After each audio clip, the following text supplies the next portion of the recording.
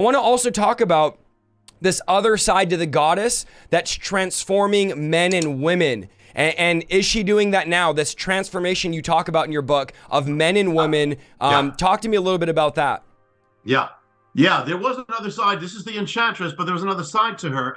When I looked at the ancient inscriptions, and again, it's not just I'm saying this, everything, we detailed this, in the book so that you see everything. The original, she actually says in Mesopotamia, she says, I am a woman, I am a man.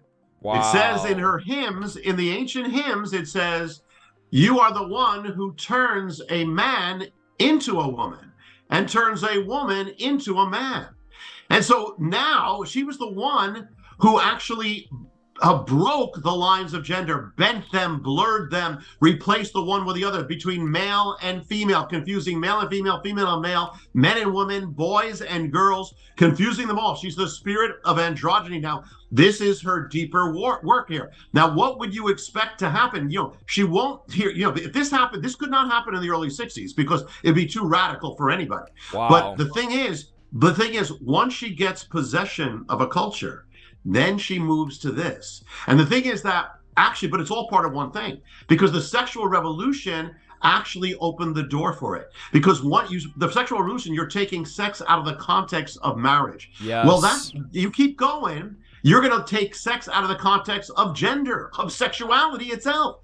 And when you start destroying marriage, you're destroying man and woman. You're destroying the bond between man and woman. And you're having children raised without ever knowing that. And so then you can start saying, okay, now we can start destroying man and woman. We can just start destroying gender. So what would we expect to happen when she comes into the culture, when she starts taking possession?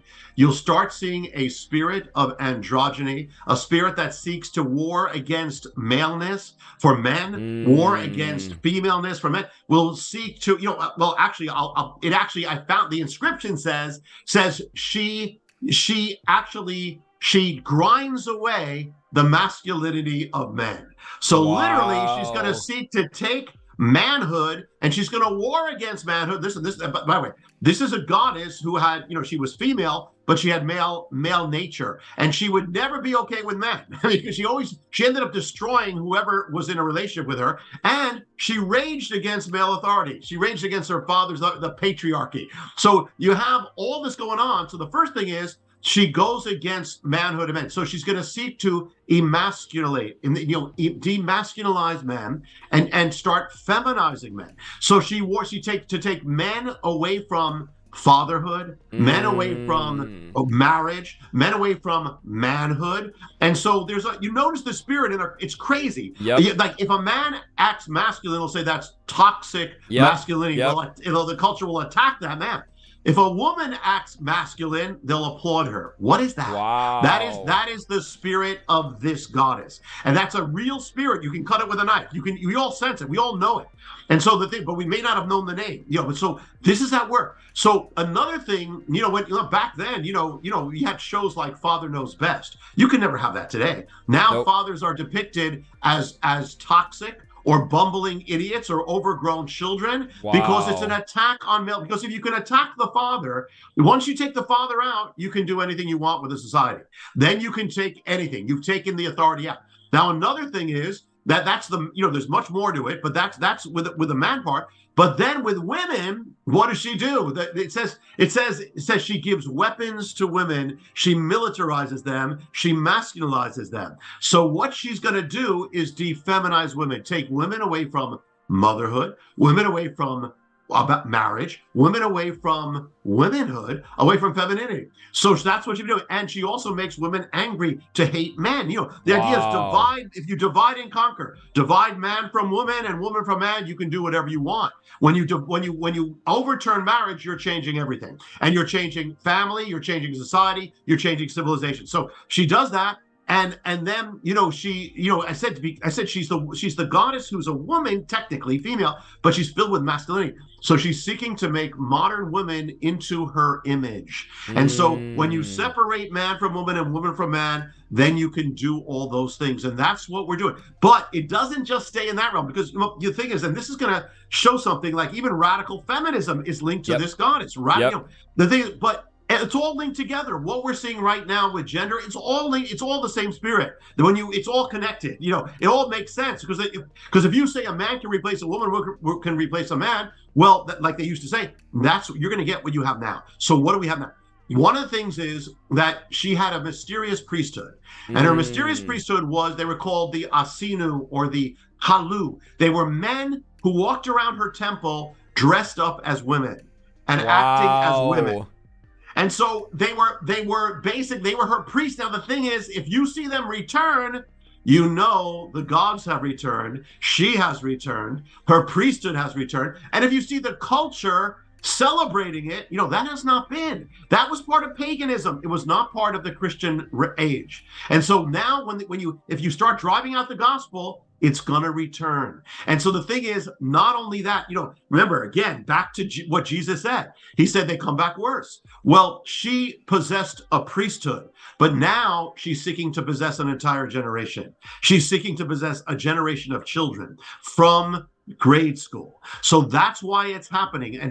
But it wasn't just that, because remember what I said in that inscription. It says, you turn a man into a woman. You turn a woman into now it does say you dress a man as a woman. It does say you dress a woman as a man. She did that, but it says you turn them. So the thing is, some of her priests were not just men who dress as women. Many of them were men who had been surgically transitioned by the spirit of the goddess into appearing as women. That affected their hormones. Transition. She is the goddess who transitions. And so not only that, Isaiah, it's that actually I found an inscription, I put it in the Return of the Gods, that it says that these transition men would dance before the goddess, holding up scalpels as if to celebrate their transitioning. Wow. And so you have all that happening. And again, now it's happening to children. And even non-believers are saying this is madness. What would possess an adult to surgically alter or mutilate a child? Well, this would possess them. This would possess them. This is all over our culture. This is so big, it's affected everything, but it all makes sense because it's exactly what would happen. If we were, Isaiah, if we knew the mystery, if believers were really in tune with what God said about this, the warning, back in the early 60s when we took away prayer, we could have seen, this is going to end with all this. Wow. And here we are, and people that were alive in the 60s, and we hear this all the time. I'm only 31, and I feel this as well. I'm thinking, if you told someone in the 60s about this generation and what we'd be doing, they would say, there's no possible way. That would never happen in a million years. And we've said that from generation to generation. Here we are now, where if a celebrity transitions, they get a personal call from the president. Meanwhile, you have a Medal of Honor coming home from war, and he doesn't even get health care. Here you have this balance shift where you're thinking, how is it? Let's just be honest. Last week we just released a basketball player and traded her, who calls herself a him, for a terrorist. We have these things happening, and everyone in culture goes, this is no big deal, this is normal, and then we praise these people. As you just said, we worship these priesthood, we dance around. I just read an article, they are now, you probably know this, they are now allowing young kids, 5, 7, 8, 10 years old, the insurance is certifying and paying and allowing these children to get what would you call it? A sex change, a surgical sex change. 5 years old, 7 years old, 10 years old. They say, mommy, I don't feel like a boy anymore. I want to be a girl. And then the insurance companies, they'll go ahead and say, okay, we're going to pay for a sex change for this young child. So now this legislation's going through. And then also now they're saying, and you know this as well, oh, well, okay, look, you like young kids? You like 10-year-olds? I made a video on this. You like 8-year-olds? Well, you know what? You're no longer a pedophile. You're now what they're calling a MAP. You're a minor attracted person. So you're attracted to minors. It's okay now. It's okay now. You're attracted to minors. It's just a sexual orientation.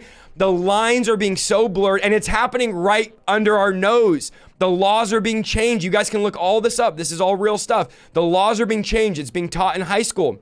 It's being taught in colleges. This is, as you've been saying, the enchantress who's been enticing, seducing, putting people under a real demonic spell. Meanwhile, the church is like, let's all go have Bible study at Starbucks. I mean, we have put our heads so deep in the sand. We're just filling people with coffee and donuts, and this message desperately. And guys, when we say get the book, we're telling you to get the book because there's so much detail that we just don't have the bandwidth to be able to just explain tonight, but you need to make sure you get it. And I know a bunch of people already are tonight, and dive into this. I want to also ask you about, I know we're getting close here, but I want to talk to you about the parades, the gods, and now the parades of the modern world. Now, we all know that these pride events, these parades that we're seeing are very big things. They shut down, Jonathan, you're right by New York. They shut the entire city down for these big parades that are happening now. And thousands of people, tens of thousands of people are flocking these parades. Talk to me a little about, what does this have to do with the gods?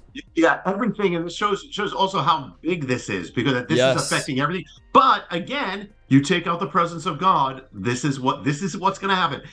Let me just say, if I just say this too, I'm praying that people not only get the return of the gods for themselves, but also get it for people in their lives. Yes. Because everybody, this is what it looks like. It's available everywhere, Amazon, everywhere else. But get it for people in your lives, because we all have people in our lives who are totally under this, not just dealing with it. We're dealing with it. They're under it, and there needs to be deliverance. And this is about that as well. Yeah. So, and let me tell you what we won't. And Isaiah, by the way, I love this. This is the spirit. You know, I mean, and I'm blessed by everything you're saying. One of the things I won't go into because we don't have the time, but even there was one event that actually began all these things with parades, with gender. Everything began in New York City, like many of these things with the gods. And it began at the end of the 60s. And I will say it was a riot called Stonewall. And the amazing thing is that that night, all these signs of the goddess start appearing on the streets of New York City, of the transformer. I mean, it's amazing. I won't go into it,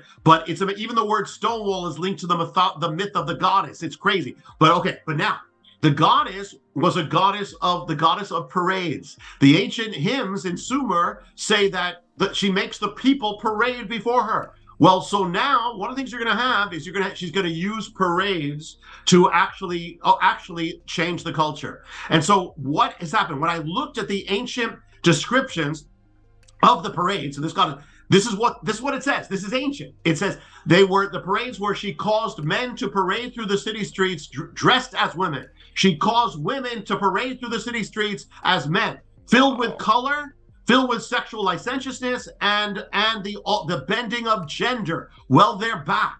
And the thing is, here's another thing. When they ended? They ended with the gospel. They ended with Constantine. The fact that they're back, we think this is a totally new thing because we have a short-term memory. But actually, this was actually happening. I mean, this is the repossessed form. Okay, so it's even deeper. It's even affecting more. But this was that. And the other thing, here's another mystery in this, and that is that, there was 1 month of the year where the goddess especially possessed the culture. And so I looked, what was the month? Now, there's a Babylonian name for it, but there's a Western counterpart. And I looked at the early Christian writings because it was still happening then, the processions, the parades. And I looked at the writings of St. Jerome.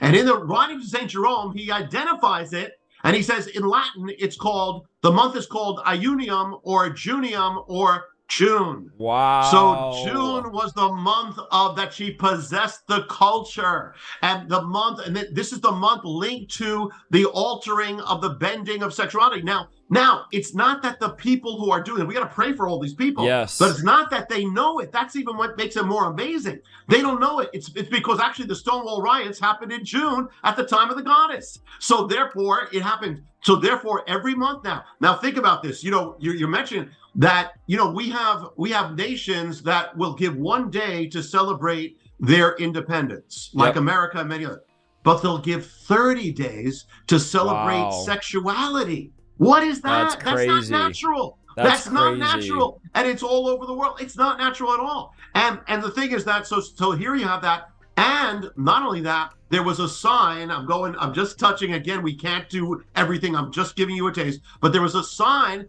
from ancient times that was linked to the goddess. And you know what the sign was? It was a sign of the rainbow.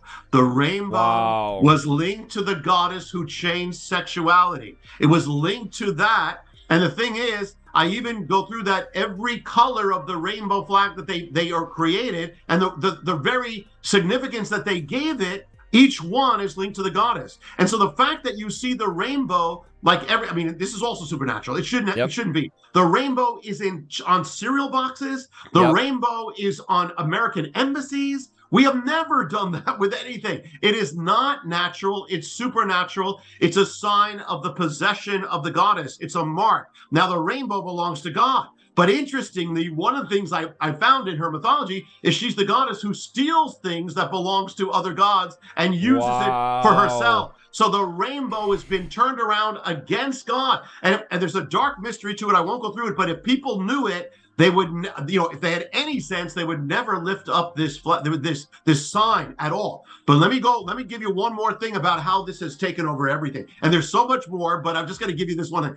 And then we can get to what does it have to do with all of us? But that is that even the decisions of the Supreme Court have been geared to the mystery, because there have been 3 major decisions that have changed sexuality and changed marriage. The first one is 2003, was basically normalizing it. Second one was 10 years later, 2013, striking down the defense of marriage. Yep. And the last one was 2015, which actually transformed marriage. That right now, the Congress just put into federal law right today. I mean, when we're recording this. Okay, so here's the thing. This is all linked to the goddess. But the thing is, the time of the goddess wasn't just June. Particularly, the crescendo was the last days of June, the time of the summer solstice, always linked to paganism. When that first ruling of the Supreme Court that normalized this happened in June, month of the goddess, happened the last days of June, happened by the summer solstice, happened on June 26th. The second one, 10 years later, happened last days of June, happened the days of the goddess, time of the summer solstice, same exact day, June 26th, 10 years later. The last one, which we all remember, when it changed marriage, transformed marriage, big. It happened in 2015, happened in June, time of the goddess, last days of June, time of the summer solstice, and on June 26th, the exact same day, that is linked to the mystery of the goddess. And remember that night, Isaiah, and we all do, when the White House was lit up in the colors of the rainbow. Yes. This was as that spirit saying, that's my ownership. Now I own the White House. Now I'm going to own that nation. I'm going to own that culture. And once the sun set on the biblical calendar and the Babylonian calendar, that was the 10th of Tammuz. It's the 10th day of the month of Tammuz. By the way, Tammuz is one of the goddess's lovers. Okay, so and that was the month that's when the Supreme Court. Now, the thing is, I actually found an ancient Babylonian inscription. I put it in the book so you can see it, where it says, and that was the day that the Supreme Court said a man can marry a man, a woman can marry a woman. That it says the 10th of Tammuz is appointed to cast a spell to cause a man to love a man. That was the day that marriage was transformed.